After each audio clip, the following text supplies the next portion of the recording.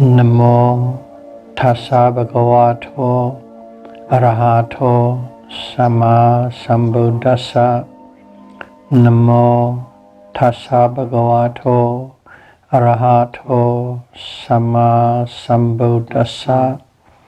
Namo tassa bhagavato arahato sama sambuddhassa.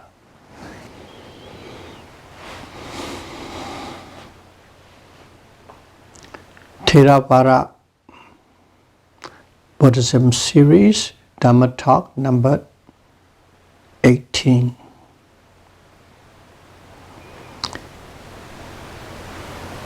Beautiful mental factors, part 2. Sobhana, Cetasika. In the last talk, we cover the first two mental factors. Saddha, faith and confidence, and sati, mindfulness. Today,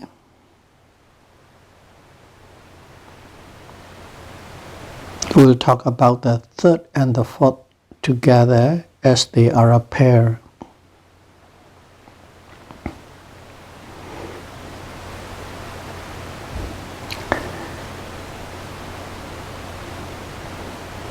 This third and fourth beautiful mental factor is hiri and uttappa.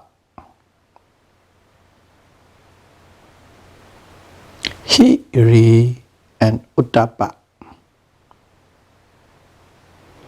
These two are opposite of ahirika and anottappa, which is unwholesome mental states. We have discussed that before under the heading of unwholesome mental factors.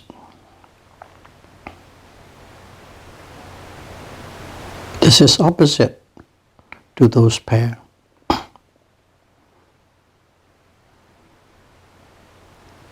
In English, it's called moral shame and moral dread. Moral shame has the characteristics of disgust at verbal and physical misconducts. The characteristic is disgust at verbal and physical misconducts. Its function is not to do evils or wrongdoings, and it manifests as shrinking away from wrongdoings.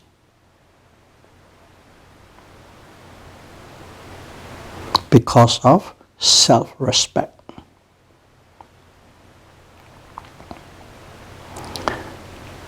When one with moral shame wants to do evil things, it always reflects as, oh, this is not worth doing it. No, it's not what a good person would do. Or it is not what a practicing yogi myself would do, etc., etc. You always find a rhyme and reason not to do whenever an urge arises. Because remember, this is just verbal and physical, not mental. In the mind, you might still think about doing evil things, tempting by wrongdoings. But that reflection will erase it. So one always finds a reason not to do evil.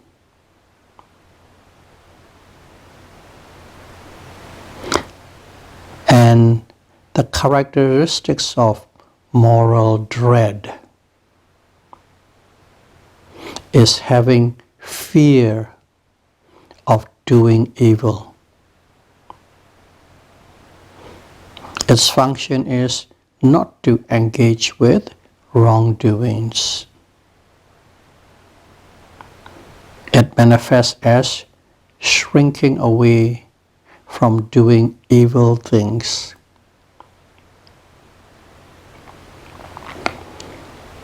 And its proximate cause is respect for others.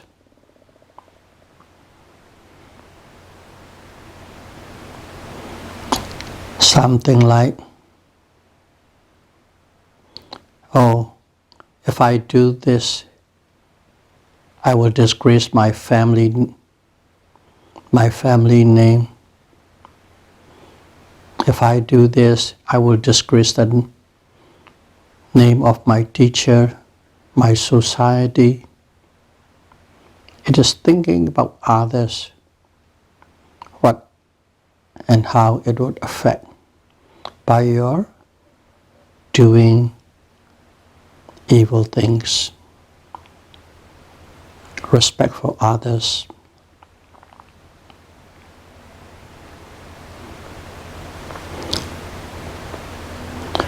If one is familiar with moral shamelessness and moral fearfulness,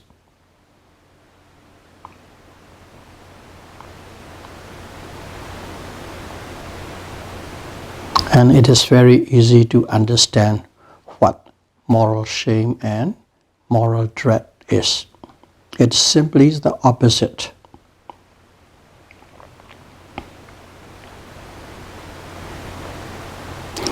This hiri and uttapa,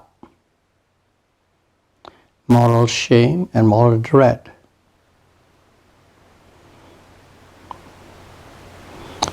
is also known as the guardian dharma of the world. Because these two dharma protect the world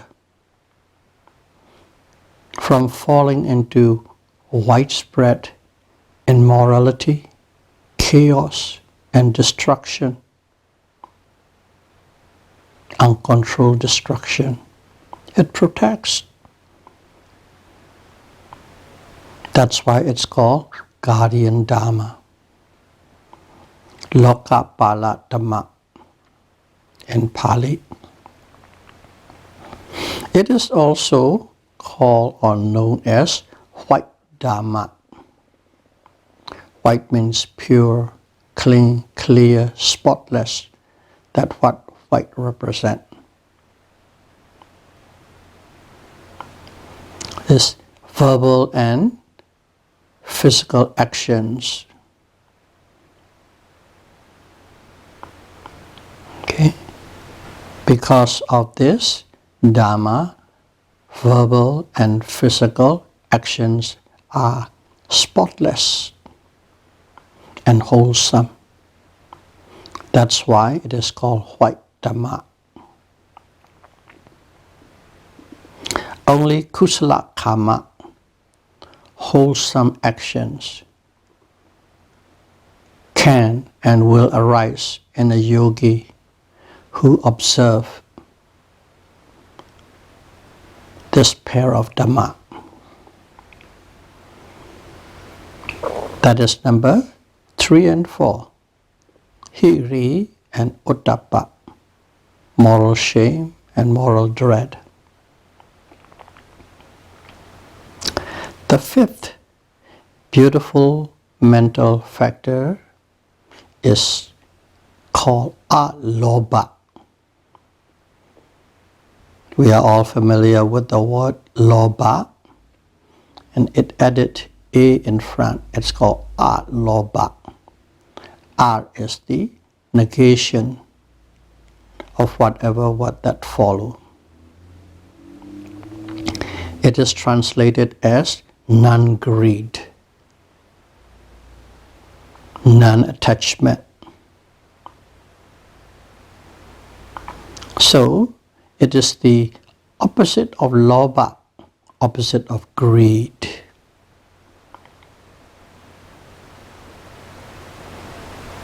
It is the non-adhesion or having no desire or non-desire. Non-adhesion or non-desire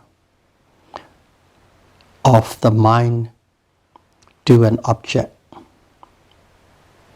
The mind doesn't have any adhesion to the object, doesn't want it, have no desire for it. Like something like that one has no desire or wants to have a disposed excrement. Or like water droplets do not adhere to a lotus leaf. If the water falls on it, it rolls off. It couldn't stick, just like that. Even though one is in contact with many objects, which is natural, one has no desire to belong any of those objects.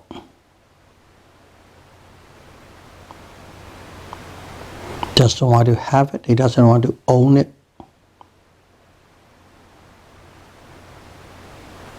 One does not take more than what is needed to exist. That's it. Just a simple small amount so that you can keep on living. That's alobha. Once you have true and full alobha, that's how a person becomes. Does not need or want anything more than what is needed to exist. Its function is not to have hold of something, or in other words, letting go. Its function is to let go or not to have hold on anything.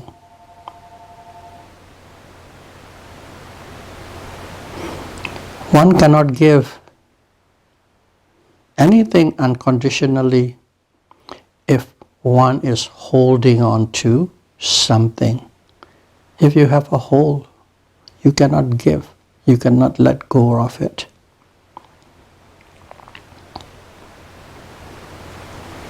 It manifests as a lack of selfishness and detachment. Manifests as detachment. That means you have no selfishness. But be careful. Alobha, non-greed, is not an absence of greed. It's not simply an absence of greed. Actually, alobha is a virtuous state of mind. Like something like generosity. That's alobha. Something like renunciation. That's alobha.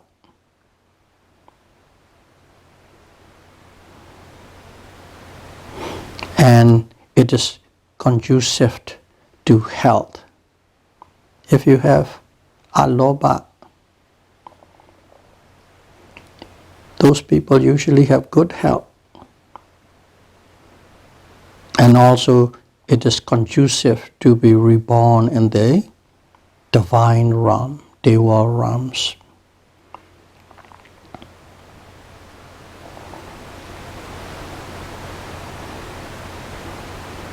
Seeing impermanence in mind and matter is the cause of alobha, non-greed. So, if one is doing a totally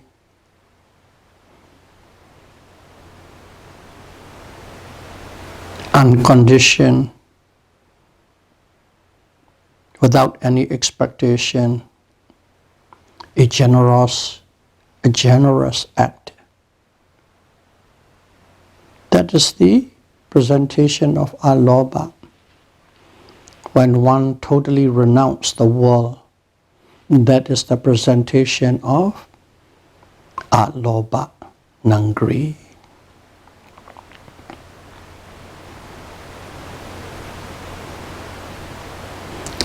And the sixth beautiful mental factor is dosa.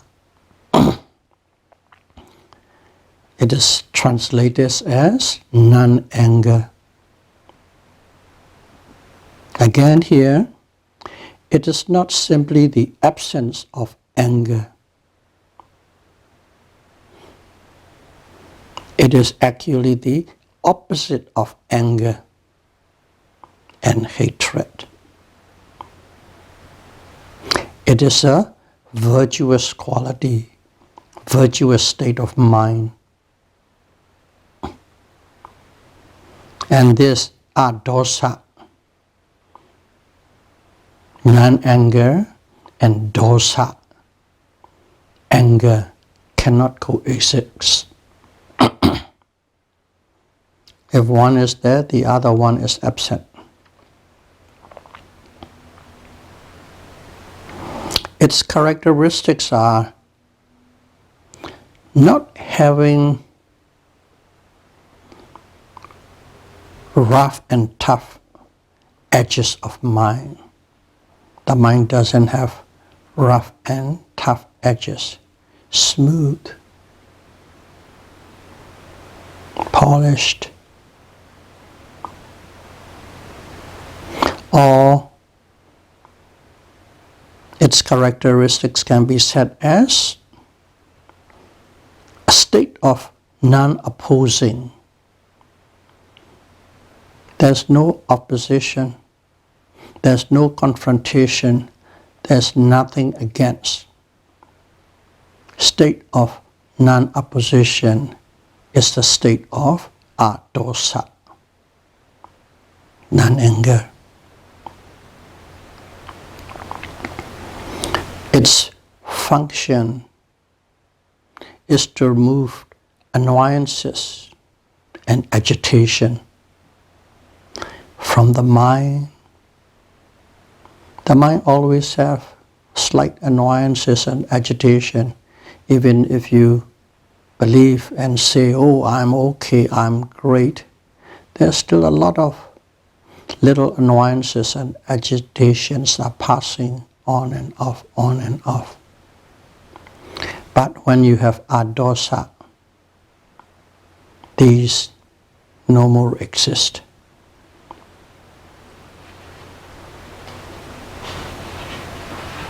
It manifests as agreeableness. It manifests as loving kindness, gentleness, politeness, friendliness.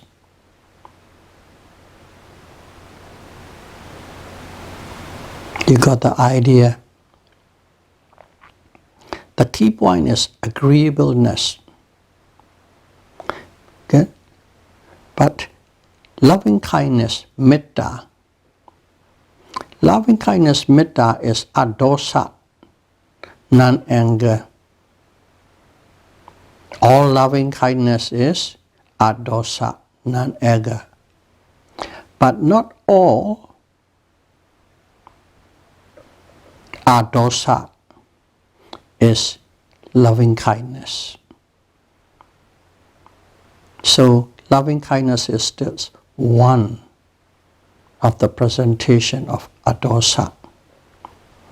So to give an example to understand why it is, let's say you are reflecting deeply and intensely on the sutta of the dependent origination. You are just deeply and seriously reflecting one after the other with full concentration on it. And at that moment, you don't have dosa.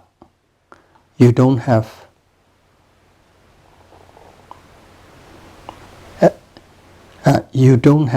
dosa. You have dosa at that moment, non-anger. But you don't have any loving kindness at that moment. While you are reflecting penetratively, seriously, intensely on dependent origination, you do not have the mental state of loving kindness, but you do have the mental state of dosa, non-anger. That's why it said all dosa is not loving kindness, but loving kindness is dosa.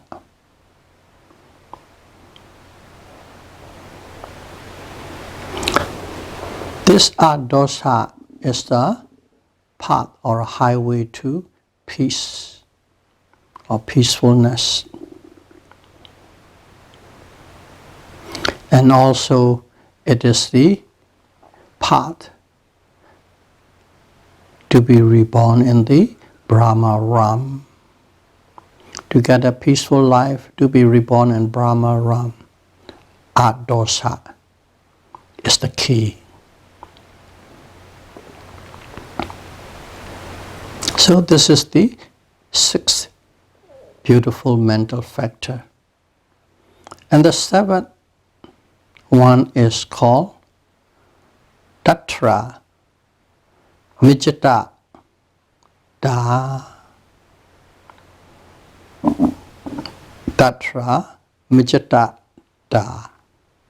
I'm trying to split it so that you could hear clearly. It's a Pali word and it means there in the middle. There in the middle.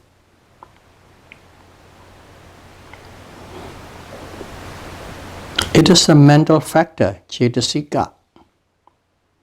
As a mental factor, it means neutral, impartial, in the middle. As a mental factor, that word means neutral, impartial, in the middle. And that word is translated as equanimity. English word, equanimity. But now, when the word equanimity comes in, we should also be aware of another word called upekkha. Everybody seems to know that word, upekkha. Equanimity. So upekkha is another Pali word which is translated as equanimity. Tatra Mijatata is also equanimity. Two different words, but have the same sense of the meaning. But one need to be careful because the word upekkha can also mean indifference. It can also mean neutral feeling, Vedana, neutral feeling, which means it is neither pleasant feeling or unpleasant feeling, neither pleasant or unpleasant, neutral feeling. But upekkha is feeling. It can also mean indifference. It can also mean neutral feeling. And also it means neutrality, impartiality,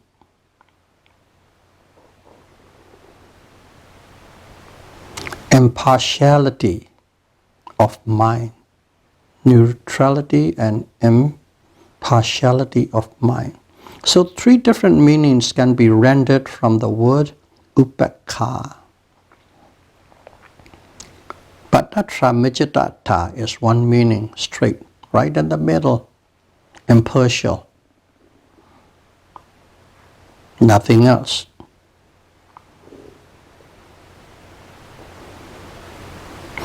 This tatra mijatatta is a balance,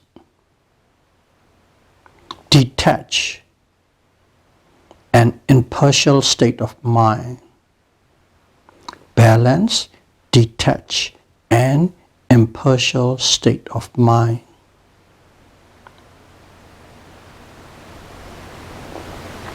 Its characteristic is set in the book, conveying consciousness and mental factors evenly.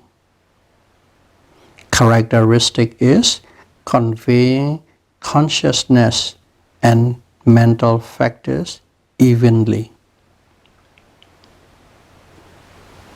In other words, this mental factor makes consciousness and the associated mental factors do their job, do their function in a balanced and even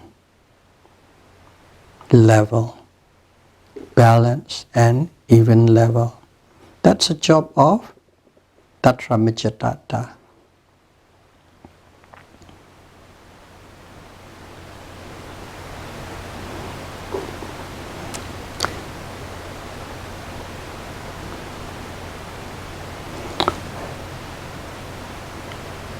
Its function is to prevent deficiency or excess,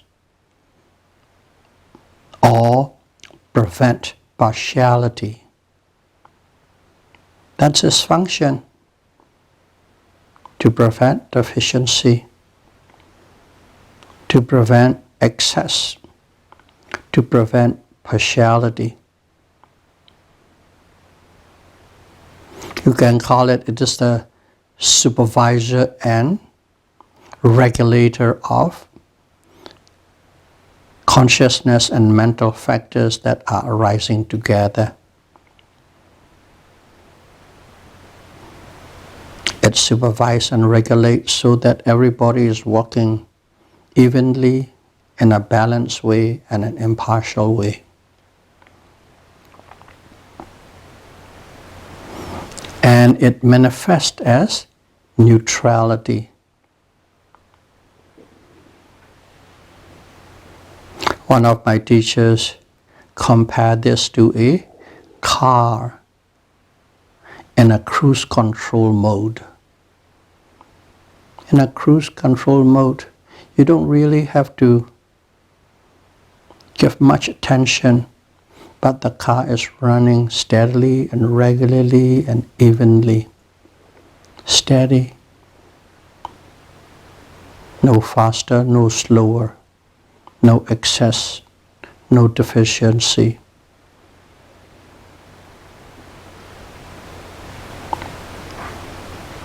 That is tatra mijatatta, equanimity. So we have discussed so far 7 beautiful mental factors. And the Buddhists mentioned right outset of the 52 mental factors, these 7 beautiful out of 25 beautiful mental factors. He stated these 7 first, right at the opening. These are very important to lead a wholesome life. If you want to live a wholesome life, these are vital. Without saddha, faith and confidence, no wholesome nature or wholesome actions start to flow towards the noble domain, Ariya domain. That's where they start. Saddha, first and foremost. And then second one, the sati, mindfulness. Without it, one would not know how to properly navigate amid mental defilements.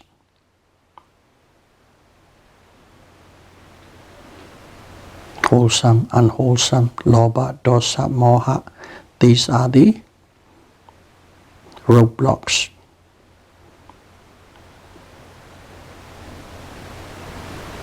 And sati give you the power to navigate through those with skill. And also, Buddha reminded us that life is not all about self-interest and self-benefit. Okay. Of course, we are all practicing to be free from all form of suffering. Sounds like very selfish act. Sounds like. But Buddha reminds us that life is not all about self-interest and self-benefits. But it is an interconnected world. And how did he let us know that it is an interconnected world? All are related.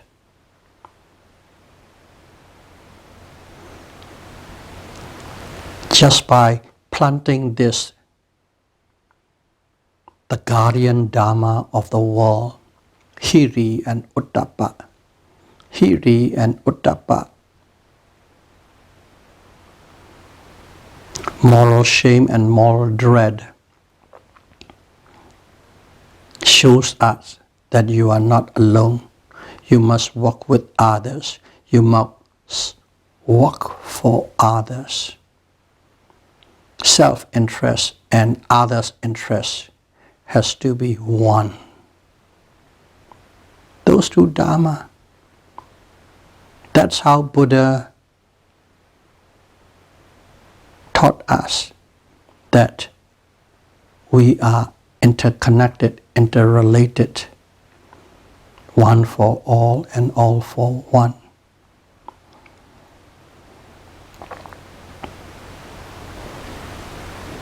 Then, to perfect this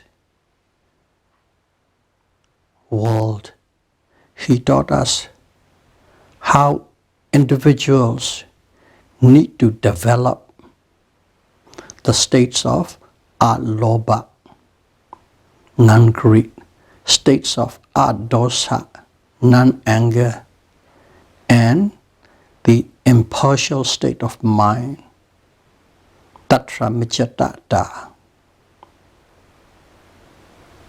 We have to develop these 3 for individually, because other people cannot do it for you. You must do it for yourself.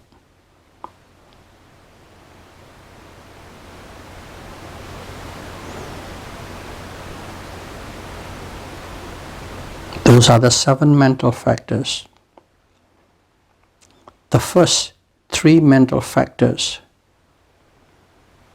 Saddha, Sati,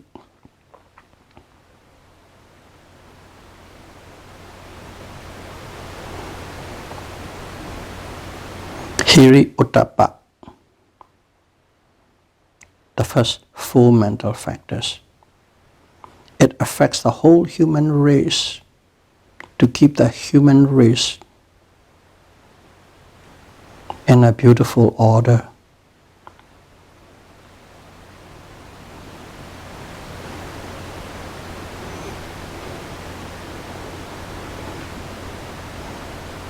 And the remaining 3 are Lobha, Adosa, and Amoha. It affects individually, but once it affects individually, that spills over to the society, because how you are, how you behave, whether you are greedy or whether you are angry, or whether you are not greedy or angry, or whether you have prejudice and favoritism, or whether you are impartial, affects the society. Yes, the first 4 directly affect the whole human race. The second 3 is for individuals, but again, in turn, it affects the society. That's why Buddha put up these 7 beautiful mental factors right at the opening onset. So may all of you be able to practice and develop these 7 beautiful mental factors and keep yourself and the world in peace and harmony as soon as possible. Sadhu, sadhu, sadhu. Thank you very much.